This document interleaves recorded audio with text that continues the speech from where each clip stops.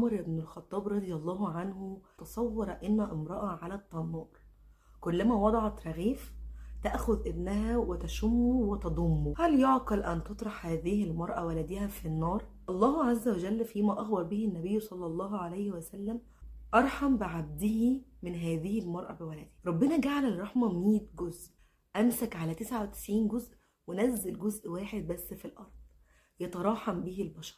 فكرك انت بقى ان تأخيرك للشغل اللي ما جاش لغاية دلوقتي، وان تأخيرك للزواج اللي ما جاش لغاية دلوقتي، وان تأخيرك للخلفة اللي ما حصلش لغاية دلوقتي، وان دخول الكلية انت ما كانش نفسك فيها، وانك انت مع زوج اصلا صعب واذيكي نفسيا وجسديا وكل حاجة، والله ان ده رحمة من الله عز وجل.